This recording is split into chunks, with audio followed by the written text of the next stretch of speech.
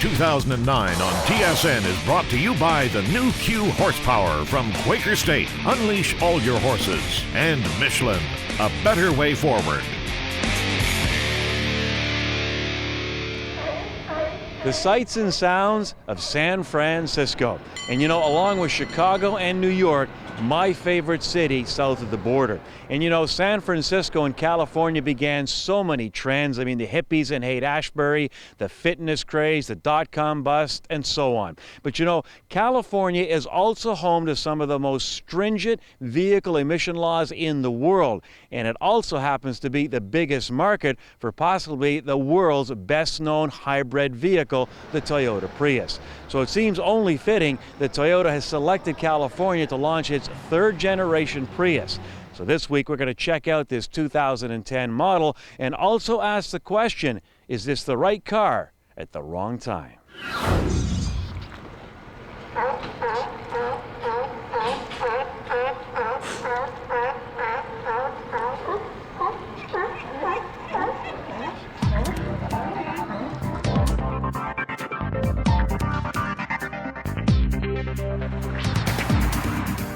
The system itself has been 90% redesigned. The new Prius, 2010 Prius, has over 1,000 new patents.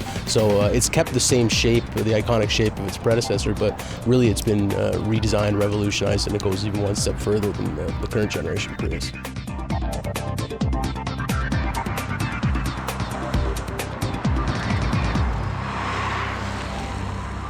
This system has a gasoline engine with a fuel tank, and alongside it has powerful electric motors and a high voltage battery.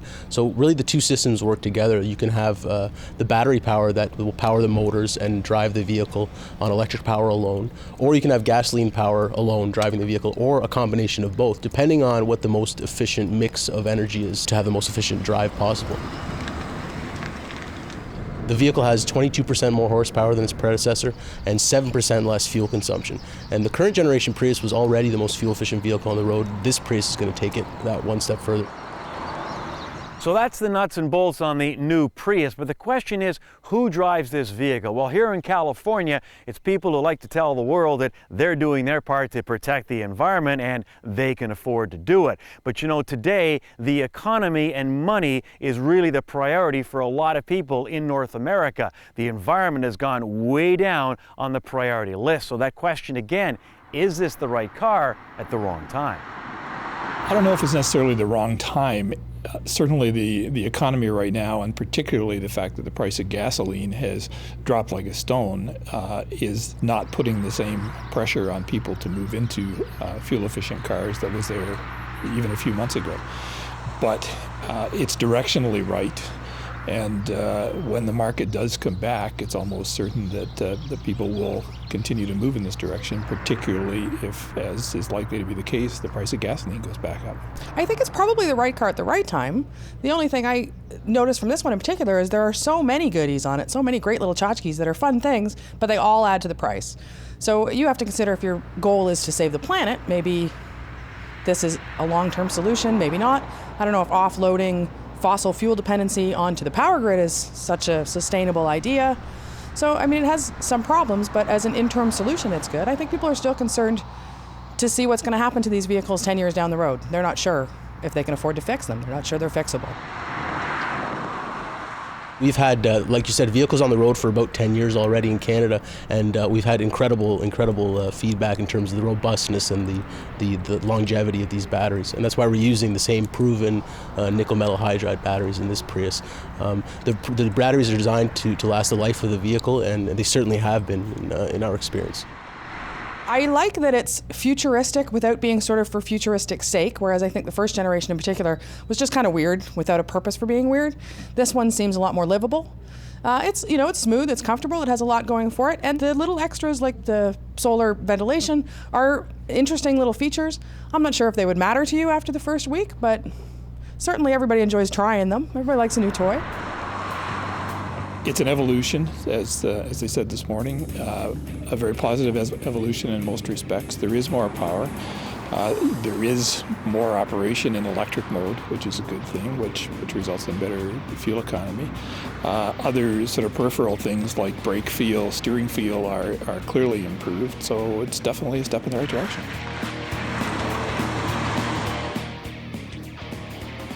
Nice day for a bike ride, but does anybody remember February?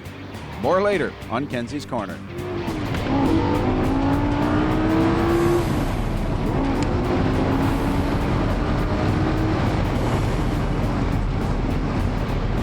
That was a fast 200 kilometers an hour. Good job we're on private property.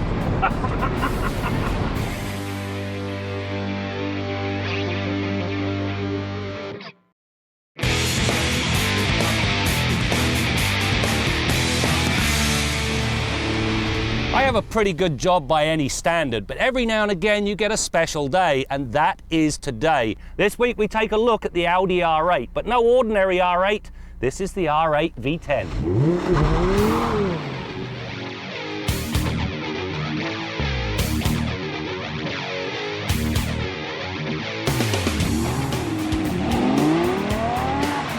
If the A in A4 stands for ample, the S in S4 must mean sporty, and the RS, as in the RS4, means really sporty. The latest R8 is just plain radical. Radical in its drop-dead gorgeous looks, and radical in the mechanicals beneath the brightwork. The brakes, for example, bring breathtaking stops that measure 34 meters from 100k. Thankfully, the massive two-piece rotors deliver fade-free performance, and so repeated stops did not blunt the edge.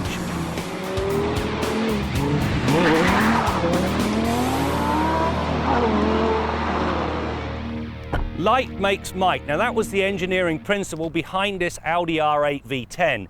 To begin with, the aluminum space frame weighs just 210 kilograms. That monster V10 in the back end, just 258 kilograms. As a result, the R8 V10 with a 6-speed manual, it only weighs 1,620 kilograms. That means that each of the 525 stallions, well, it only has to pull a little over 3 kilograms. That's what makes this car so blindingly fast.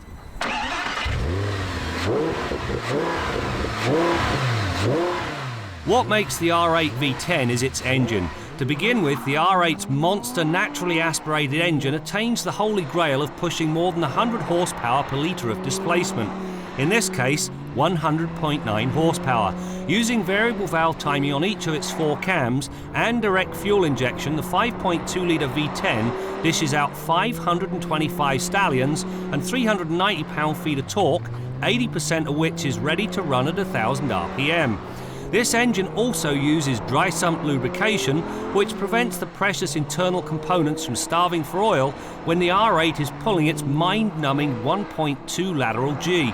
The dry sump also allowed the engine to be fitted lower in the car, which drops the centre of gravity and improves the handling characteristics.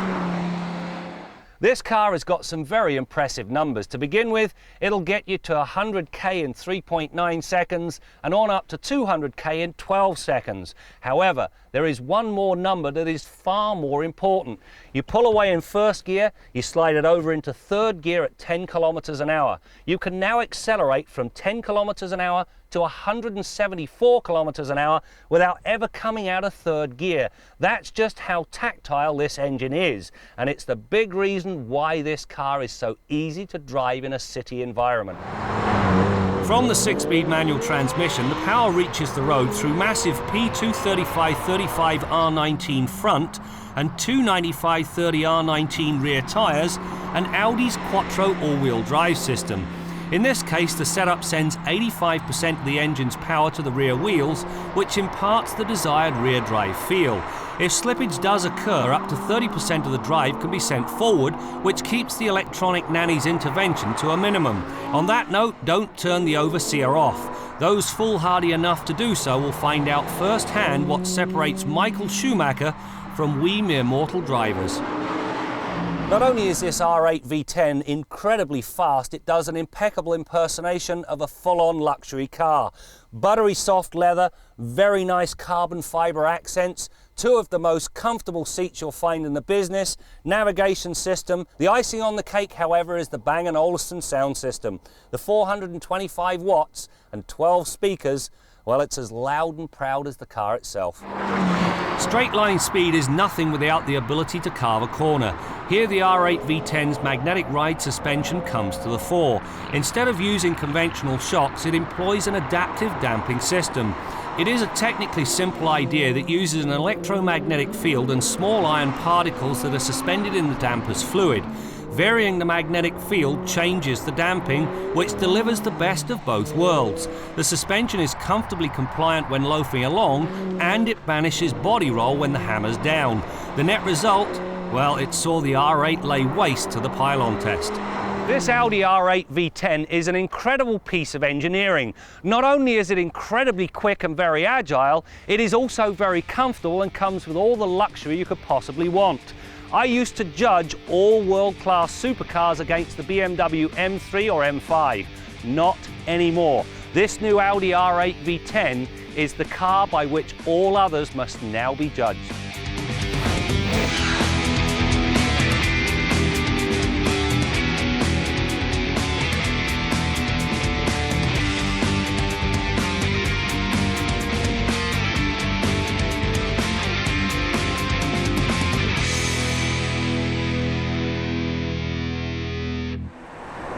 Time to update our long-term Honda Fit, our overall car of the year for 2009. Now, we'd all like to drive a small car like this, I'm sure, because it's less money we're spending at the gas station. But the big concern with a small car is cargo space. What are you going to do with all your stuff? Well, Honda put some thought into this in this Fit. They do call them magic seats. They're almost that easy. Flick of the wrist and both seats go down flat. Plenty of room. And remember the old days when these back seats did not fold down? Now we're talking small. On our next update, a couple of pet peeves, and one is pretty big. Make sure you check out the Motoring website at motoringtv.com. You can watch any program you may have missed. In fact, how about a trip down memory lane and see what we were driving as far back as 1988. Check out our blog, our photo gallery, and much more. It's all there at motoringtv.com.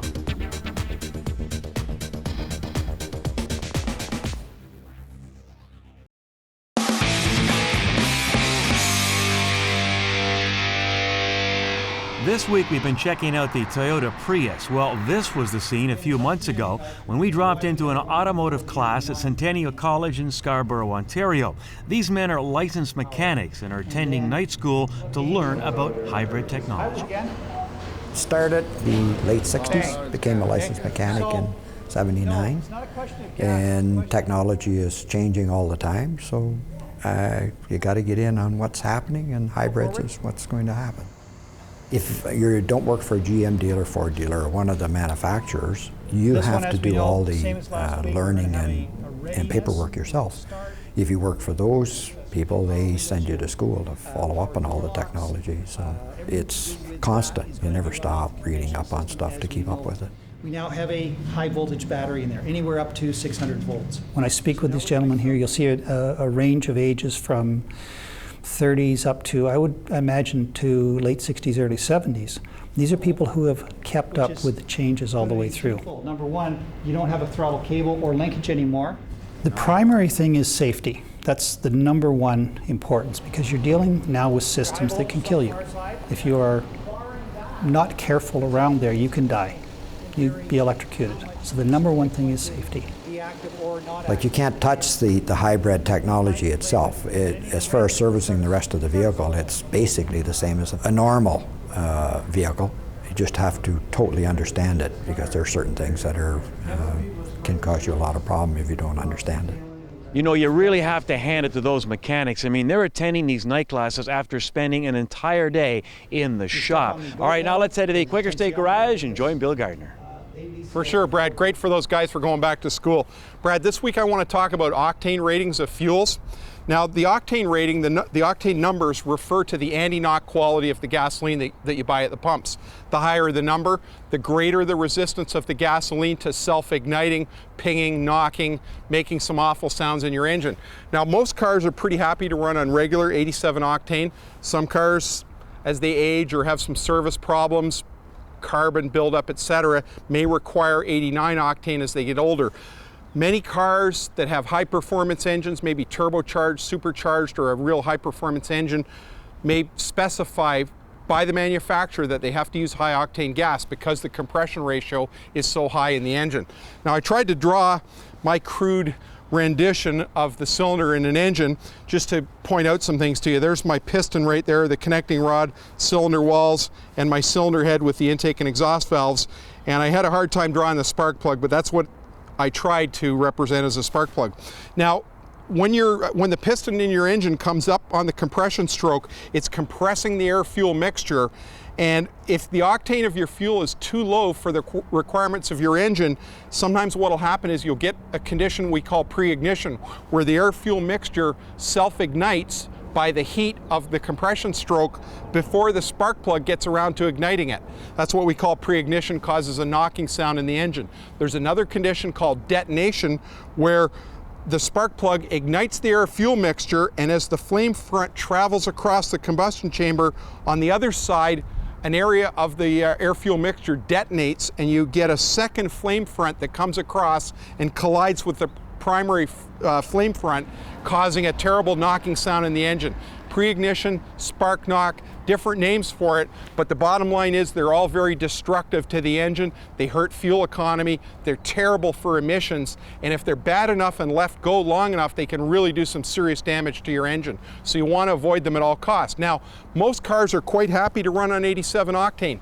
Go to your owner's manual and see what your manufacturer calls for. If your car calls for 91, you really should be biting the bullet, paying that extra 10 cents a liter and using it, because the engineers have designed that engine with a high compression ratio such that it needs 91 octane. If you put low octane in those engines, the engineers have developed electronics for the electronic engine controls that will detune the engine and allow the engine to survive on low octane fuel.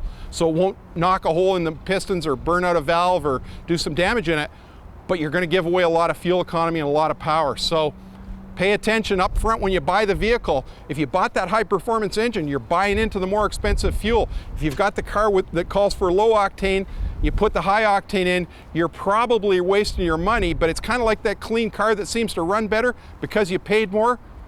You've convinced yourself that it's probably running better when it probably isn't. Till next week, I'm Bill Gardner for Motoring 2009. I just want to be a better driver. I want to be a safer driver. And I also, I enjoy the cars, and I enjoy the opportunity to be in each and every one in the same sort of time period, so I've got a really good comparison. I mean, this really is the best job in the world. You get to go out, meet really great people, they're all enthusiastic, they all love to drive, and we get to teach them how to do it properly, and I get to drive some really neat cars in the process. It's one thing to be able to do something and do it well, which I'm sure he does, but he's also able to communicate it so that I can understand what it is that, at least in theory, what it is I'm supposed to be doing. It's going to take me some practice to be able to actually achieve it.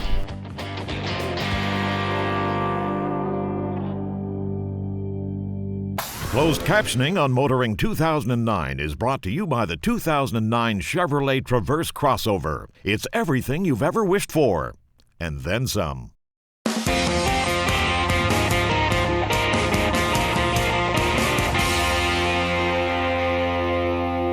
Now, we can't apologize too frequently to some people for the fact that we live in the city of Toronto.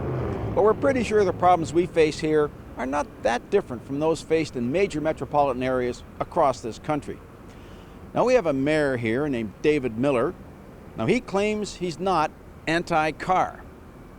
Well, Your Worship, if I were you, I'd go with the anti-car explanation, because the only available alternative explanation, well, you just don't want to go there. Now, we've already gone on about the ban on right turns on red lights, which is completely insane. Today, I want to talk about bike lanes. We're walking in a bike lane as we speak. Now, I counted the tires and divided by 4. There's exactly 87,400,387,029 cars in this city. There's about 100 bikes. And there goes one now, and he's not even riding in the bike lane. What can I tell you? That wasn't the setup either, folks. The fact is, the major mass transit system in this city and every city in North America is the automobile. So what are they doing? They're taking lanes away from the cars and giving them to the bikes. This increases gridlock, it increases congestion, it increases pollution, it increases all of the problems municipal officials are supposed to be trying to solve. Now, we chose this particular bike lane for a particular reason. Because if you follow me around here, you'll see this arrow pointed in the bike lane, painted here, indicates it's one way this direction, which happens to be north. But if you pan over to the streets pole over there, the sign indicates this is a one-way street southbound. So you got bikes coming northbound and cars going southbound. What kind of genius comes up with this? And if anybody's coming out of one of these laneways along this street here, if they're coming into the intersection, they know they have to turn left because it's one-way southbound. They're not even looking for bikes coming out the opposite direction. This is absolutely crazy. There's going to be a fatality in one of these things one of these days, and it's not going to be an accident. I'm Jim Kenzie. So we've had our first drive behind the 2010 Toyota Prius, and what do we think? Well, I think it's a nice car. I mean, heck, it's a Toyota. The fit and finish is terrific, as you might expect. In fact, the handling actually surprised me it was that good. Although I did find some road noise, the Toyota says this was a pre-production model. But is the new Prius the right car at the wrong time, as we asked off the top of the program? Well, with gasoline as cheap as it is today, I think the answer to that is yes.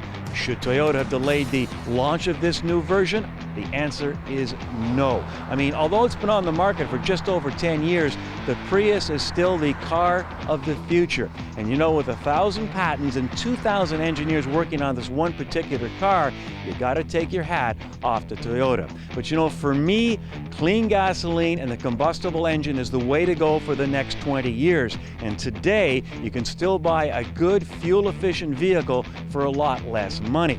Well, I still think the same way in 20 years. Well, you know what? Let's just take it one day at a time. That's it for now. We'll see you next time out as we continue to bring you more stories about cars and the people who drive them. Talking to some of the Pennzoil folks earlier today, up till a couple years ago, they were using the same stuff that you could buy right off the shelf. The same stuff that you're buying right off the shelf was going in Jeff Gordon's DuPont Chevrolet and in Kevin Harvick's Pennzoil Chevrolet. So it's the exact same stuff. This is their best test ground.